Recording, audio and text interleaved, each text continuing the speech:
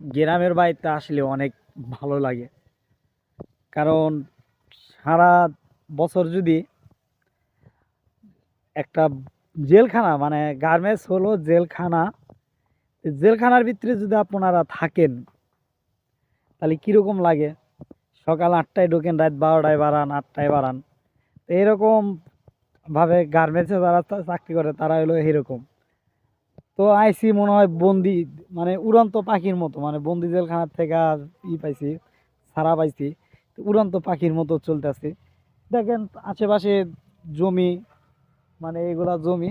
আর এই সাইডে যদি দেখাই, মানে ওই যে বাড়িটা দেখতেছেন, ওই বাড়িটা দেখতেছেন মানে ওটা এখার আমাদের বাড়ি একটা অংশ, মানে অংশ বলতে আমাদের নানার, মানে পাড়া প্রতিবেশী নানা হয়, হ্যার বাড়ি।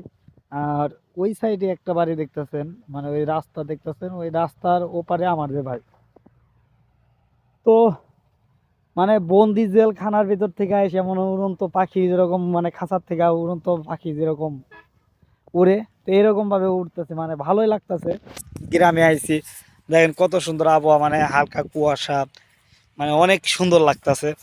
আর বিশেষ করে দেখেন এখন তো এখানে সর্ষে ক্ষেত নাই, মানে সর্ষা, মানে সর্ষা ক্ষেতের এই যে করছে দেখেন, এই যে সর্ষা ক্ষেতের ওই ফুল তুলছি দেখেন, সর্ষা ক্ষেত। তো এরা সর্ষা বুনছে, ফুল অনাই। তো সামনে ফুল হবে, যদি আল্লাহ যদি বাছা মোছা রাখে, সামনে আসবো শস্য যখন হবে তখন দেখবো, দেখাবো এই জমিতে কত সুন্দর দেখা যায়, মানে শস্য হলে। আর ওই যে ওই সাইডে কাজ করতেছে, মানে তুই দেখেন লোকগুলা কাজ করতেছে, এরা কাজ করতেছে ইয়ের জন্য, ওই ধান গাড়বে, শস্য তুলা ধান গাড়বে তার জন্য।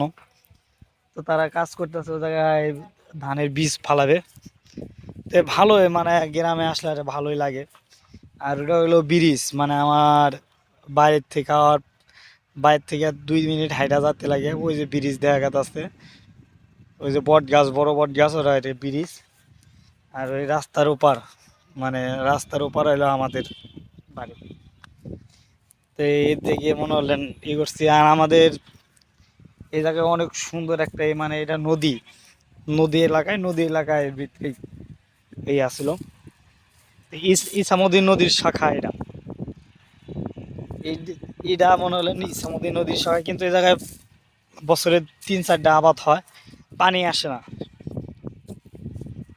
জায়গাটা সুন্দর, রকম মনে হলেন ধান কিরকম শস্য পাট হয় তখন ভালোই দেখা যায়।